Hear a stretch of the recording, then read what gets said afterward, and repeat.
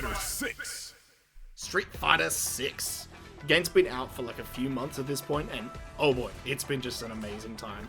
From a nice, smooth release with only a few minor server issues, but they were fixed pretty quickly. Now that we have some time for the honeymoon phase to pass, I just wanted to have a look at the whole game just to see how it's faring and if it's actually a good game in the end.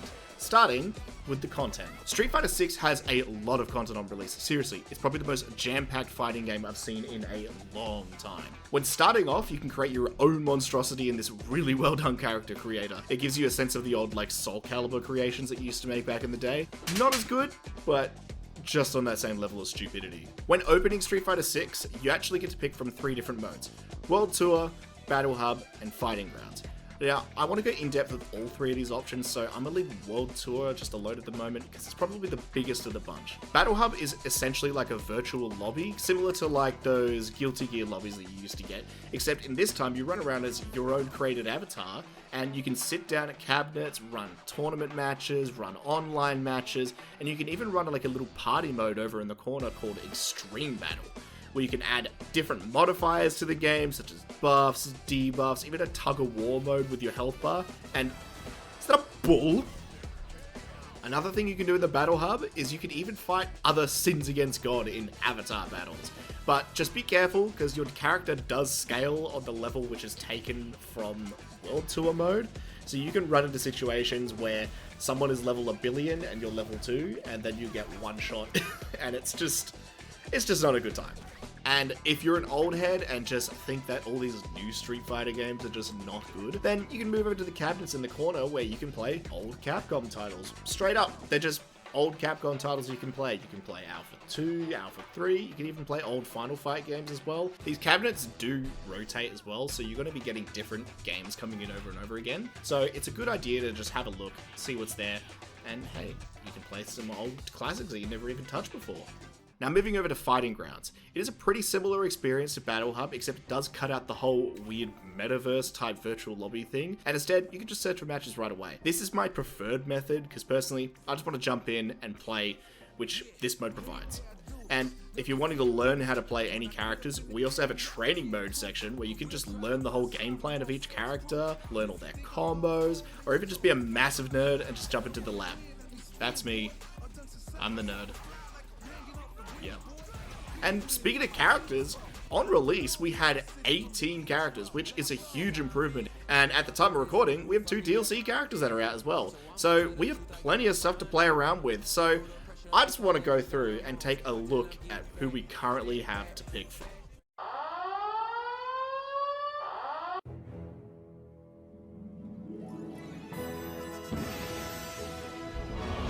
White bread. Go be a family man. Divorced. Go ninja go. The One Piece is real. Terrorist. Terrorist Part 2. Designated driver. Clear your search history. Who? Where my hug at? French. Mama. Mommy. Ah! Guitar Hero. Breaking Wind. You can't fix her. Going over to the beef patty of this Street Fighter burger, we have World Tour. World Tour is definitely the most ambitious of the 3 modes, as it's a type of open world story mode. You play as your own character and are starting out being trained by Luke in his private security team named the Bucklers. After learning the basics, you get into a little fight with your rival Bosch. Luke pairs you up, sends you out to do a few little tutorial missions just to get you an understanding of how the world and how it works. Turns out, you're in Metro City, and Metro City used to be a straight-up crime-ridden world because it was part of the full Final Fight series. But now, it's pretty much crime-free, and every civilian that's just on the street is just down to throw down. This just means that you can go up to any single person on the street and pick a fight. Shopkeep not giving you good deals? Bargain him with fisticuffs. Cosplay's annoying you so much? Stitch him up with the old one too! Old lady? Once you and Bosch got yourself a pizza and a new hat, Luke decides to meet up with you and Bosch. And he tells you that you are the best buddies, you should train together, travel the world, makes you stronger. Bosch isn't a fan, and he decides to peace out, because he needs more power quick, and he runs off quitting the Buckler security. And after this, the world opens up to you. You can run around Metro City, run into plenty of interesting characters, NPCs. Most importantly, you can run into Street Fighter characters as well. These guys are considered masters, so every time you talk to one of these guys, they can train you and you can learn their fighting style and their special moves. All this goes into a little smorgasbord where you can basically just create your own character with their own move list, mix and match in between each of the different masters. This also helps just figure out where these characters are in the timeline. Like currently, Chun-Li is looking after Li Fed, the little girl that she saved from Street Fighter V. Ryu is still training, I guess, but at least he doesn't have Fasatsu and Nahato anymore. And Ken's working in construction, yeah! New characters also make an appearance, such as Jamie, Kimberly, Marissa, and you get a good idea of what type of characters these are just by talking to them. The best part is, the more that you build a relationship with these characters, the more that you train with them, do their submissions, you get more and more bits of lore from them, such as like cool bits of art, and also even just little facts about them as well. I won't go too far into the story on the World Tour mode, but most of it goes into the fact that you just basically have to hunt down Bosch the entire time. You trying to find him, trying to make sure that he's safe, and eventually it leads you into a kind of underground terrorist plot that is ran by, who guessed it, JP, aka the boss of this whole story. Overall, the story is nothing to shout about. It's serviceable, it works for what it is, and honestly the gameplay is more just the fun part around the fact that you can just run around as your own little character talking to these Street Fighter characters that you've never really seen apart from just beating each other up on a 2D sword. And overall, I think it's really ambitious, and I like it. World Tour mode clearly has a lot of passion and a lot of work put into it that you can clearly see from the developers. It's not mandatory whatsoever, but it's a great extra add-on there, just so you can have some fun. And judging by the ending and some rumors that are passing around, seems like there possibly could be more being added to World Tour the more characters come out. Street Fighter has always had different systems in each iteration, and Street Fighter 6 is no different. The drive system is a culmination of past titles, taking parries from Third Strike, FADC from Street Fighter 4, and V reversals from Street Fighter 5. Drive parries can parry every attack except throws. This acts as like a secondary option to blocking, and gains you drive meter back, and if you're frame perfect with your timing, you can get a perfect parry, which actually lets you punish your enemy, but for reduced damage. Drive Rush. Drive Rush can act as a fast dash forwards that improves your normal attacks by giving them extra frame data, making certain combos possible, improving your pressure, and even getting you past certain attacks.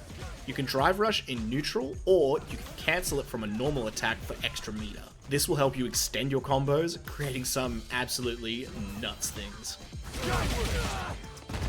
Drive Impact is a big attack with 3 hits of armor. This knocks you back if you block it, and it can be followed up with a combo if it is blocked in the corner. This attack though crushes like crazy if it counter hits you, so just be careful.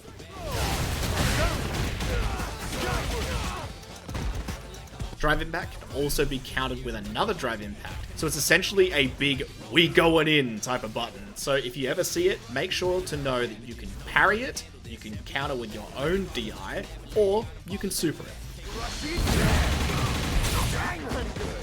Drive Reversal is very simple. Essentially, when you block, you can use some of your drive meter to push the opponent back if you feel like they're getting too much pressure. Just be careful though, because if you push them back and they block, you can be punished very heavily, so you need to use it wisely.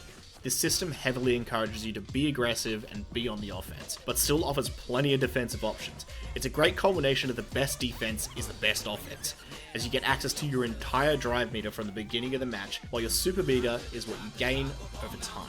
When you run out of your drive meter though, you go into burnout. This state makes your opponent's moves have more advantage on blocks, so you need to be careful. Also, if you are drive impacted in the corner while you are in burnout, you will be stunned, leading to a big combo if the opponent can get it. Apart from the drive meter, you also have your super meter. You also have 3 supers, every character does. You have Super Art 1, Super Art 2,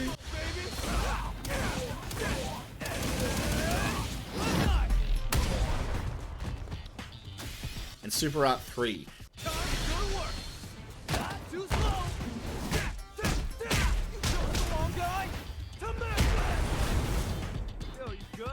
Also, if you are low on health, and you can see that your health bar has gone yellow, this means that you've unlocked your CA, which is an improved version of your Super Art 3, which does an insane amount of damage. So make sure when you see yourself or your opponent have that CA available, use it effectively. Not only the gameplay has improved, but the ranking system has as well. It encourages you to experiment with different characters, as each character has their own individual ranking. This gives you the availability to experiment with different characters and different playstyles without losing any rank points. The gameplay and the characters in Street Fighter 6 are a great combination of fun to play as and fun to watch, which is the most important thing when it comes to a very competitive fighting game. Overall, Street Fighter 6 is probably the best fighting game on the market at this point, for both new fans and old fans alike, as you've got the new modern controls that can help people learn the game and eventually transition over to the classics, or not, if they want to keep on to the modern, and also just so much more in-depth gameplay and the whole drive system as well that just like creates all this engagement and offense that you could really feel that they wanted to push into this game. And honestly, all I'm looking forward to is just the future of this game. And in the meantime, I'm just going to keep doing my best and trekking. Pizza, baby! Look at me go! Wow! Wow! Look at this beautiful thing right here! Oh, look at that!